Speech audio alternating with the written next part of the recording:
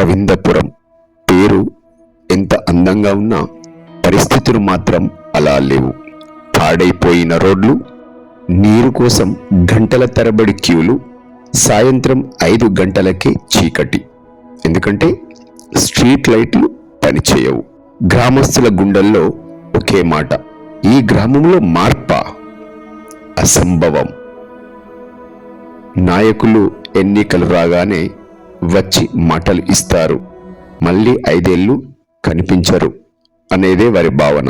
అలాంటి గ్రామంలోనే ఒక యువకుడు ఉదయ్ బీటెక్ పూర్తి చేసి కంపెనీలో మంచి జాబ్ దక్కించుకున్నాడు. కానీ మనసు మాత్రం ఎప్పటికీ తన గ్రామానికే కట్టుబడిపోయింది. ఒకసారి సెలవులలో ఉదయ్ గ్రామానికి వచ్చాడు. వృద్ధురాలు సూర్యమ్మ నీటి కోసం ఎండలు నడుస్తూ అలసిపోయి కూర్చున్నది. ఉదయ్ పరిగెత్తుకుంటూ వెళ్ళి అడిగాడు, అమ్మా, ఇలా ఎందుకు కష్టం? తిని ఎవరూ చూసుకోవట్లేదా? ఆమె నిట్టూర్చింది.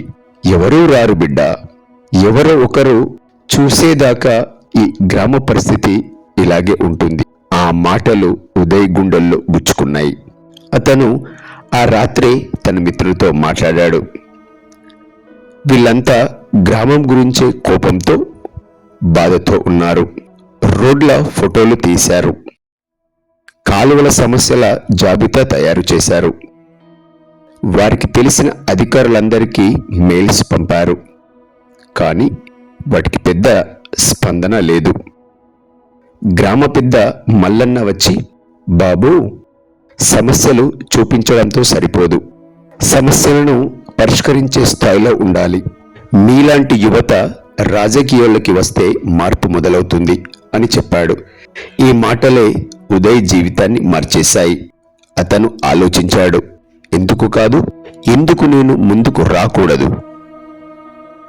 నా గ్రామం మార్చడానికి ఇదే సరైన దారి కాదా?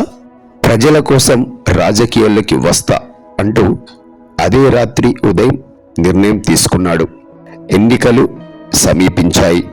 పాత నాయకుడు శంకరయ్య చాలా సంవత్సరాలుగా గెలుస్తూనే ఉన్నాడు. డబ్బు, ఒత్తిడి, గ్రూపులు అన్నీ అతని చేతుల్లోనే ఉన్నాయి. ఉదయ్ మాత్రం చాలా సాధారణంగా తన ప్రచారం మొదలుపెట్టాడు. డబ్బు లేదు, కానీ నిజమైన విశ్వాసం ఉంది. తలుపు తట్టాడు, ప్రజలతో కూర్చున్నాడు. వాళ్ళు చెప్పిన ప్రతి సమస్యను గమనించాడు. ఒక ఇంట్లో ఒక తల్లి రోదిస్తూ చెప్పింది, నా పిల్లలు చదవాలనుకుంటున్నారు, కానీ బస్సు సౌకర్యం లేదు, ఎవరు పట్టించుకోవట్లేదు బాబు. అది విన్న ఉదయ్ అన్నాడు, నేను ఓటు కొనను అక్క, కానీ నేను గెలిస్తే మీ పిల్లల చదువు నా బాధ్యత. మరో ఇంట్లో రైతు చెప్పాడు, నీళ్ళెక్కడ? బావి ఎండిపోయింది, ప్రభుత్వం చూసుకోవట్లేదు బాబు అని. ఉదయ్ నెమ్మదిగా చెప్పాడు, నేను మాటివ్వను రైతన్నా, పని చేసి చూపిస్తా. అతని నిజాయితీ మాటలు గ్రామమంతా అగ్నిలా వ్యాపించాయి. దీనికి విరుద్ధంగా పాత నాయకుడు డబ్బు పంచే ప్రయత్నం చేశాడు. కానీ ఈసారి ప్రజలు కొనబడలేదు. ఎన్నికల రోజు అన్ని చూపులు ఒకే దిశలో ఉన్నాయి. ఫలితం వచ్చింది. ఉదయ్ ఘన విజయం సాధించాడు. గ్రామం అలా ఉప్పొంగిపోయింది. ఉదయ్ గెలిచిన వెంటనే సభలో చెప్పాడు, ఈ విజయం ఉదయ్ది కాదు, యువతకు అవకాశం ఇచ్చిన ప్రజల విజయం. అతను పని వెంటనే ప్రారంభించాడు. టెక్నాలజీ వాడుకొని ఫిర్యాదు యాప్ వినియోగంలోకి తెచ్చాడు. ప్రతి సమస్యను రోజు ట్రాక్ చేయడం మొదలుపెట్టాడు. సమస్య పరిష్కారం ఆలస్యం అయితే ఆఫీసర్లకు కాల్ చేయడం ప్రారంభించాడు. పాఠశాల తరగతి గదులను ఆధునిక వసతులతో రూపొందించాడు. పేద పిల్లలకు ఉచిత కోచింగ్, యువతకు స్కిల్ డెవలప్మెంట్ సెంటర్ ప్రారంభించాడు. గ్రామ పరిశుభ్రతకై స్వచ్ఛ గ్రామం ప్రాజెక్ట్, ప్రతి వీధిలో డస్ట్బిన్లు, కాలువల శుభ్రతను చేపట్టాడు. ఉద్యోగాల కల్పనకై ఐటీ కంపెనీలతో మాట్లాడి చిన్న యూనిట్స్ గ్రామం దగ్గర పెట్టించాడు. స్టార్టప్స్ కు స్పెషల్ ఫండ్ సమకూర్చాడు. పర్యావరణ పరిరక్షణకై ఒక్క కుటుంబానికి ఒక మొక్క, సోలార్ లైట్లు, ప్లాస్టిక్ నిషేధం అమలుపరిచాడు. గ్రామం రూపం కాస్త రోజు రోజుకు మారిపోయింది. ఉత్తమ రవాణా సౌకర్యాలకై కొత్త రోడ్లు, రక్షిత మంచినీటికై పూర్తిగా సరిచేయబడిన ప్రాజెక్ట్, అబ్బాయిలు అమ్మాయిలు ట్రైనింగ్స్ తీసుకుంటూ ఉద్యోగాల్లో చేరేలా సన్నద్ధం చేయడం, పిల్లలు ఆధునిక తరగతి గదులలో చదవడం, కొత్తగా స్ట్రీట్ లైట్ల వినియోగంతో స్త్రీలు సాయంత్రం సురక్షితంగా బయటికి రావడం జరిగాయి. ఒక రైతు నవ్వుతూ ఒడిలో పంటని చూపిస్తూ చెప్పాడు, నా పంట నిలిచింది బాబూ, ఇది నీ వల్లే. ఒక తల్లి ఆనందంగా, నా కూతురు ఇంజనీరింగ్ చదువు సాగిస్తోంది, ఇవన్నీ నువ్వు చేసిన పనులే బిడ్డా అని చెప్పింది.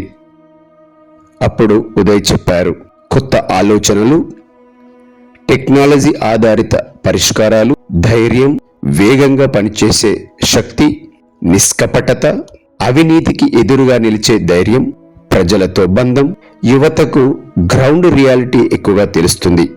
అలాగే దేశాన్ని ముందుకు తీసుకెళ్లే డైనమిక్ ఎనర్జీ యువతకు ఉంటుంది అని. అప్పుడు యువత రాజకీయాల్లోకి వస్తే పాలన వేగంగా మారుతుంది అని ప్రజలు గ్రహించారు. 1 సంవత్సరం పూర్తయిన సందర్భంగా పెద్ద సభ నిర్వహించారు గ్రామంలో. 1000 మంది మధ్య ఉదయ్ మైక్ పట్టుకొని మాట మొదలుపెట్టాడు. మార్పు కోసం ఎదురు చూడొద్దు, మీరే మార్పు అవ్వండి. యువత ముందుకు రాకపోతే ఈ దేశం ముందుకు రాదు. అతను చేతిని పైకెత్తి చెప్పాడు, యువత రాజకీయాల్లోకి వచ్చిన రోజు రాజకీయాలు మారతాయి, ప్రజలే గెలుస్తారు, దేశమే ముందుకు దూసుకుపోతుంది. గ్రామం మొత్తం నిలబడి చప్పట్లు కొట్టింది. సందేశం ఏమిటంటే, దేశానికి నిజమైన శక్తి యువతే. యువత రాజకీయాల్లోకి అడుగు పెడితే దేశం మాత్రమే కాదు, ప్రతి గ్రామం, ప్రతి ఇల్లు, ప్రతి మనిషి జీవితమే మారుతుంది.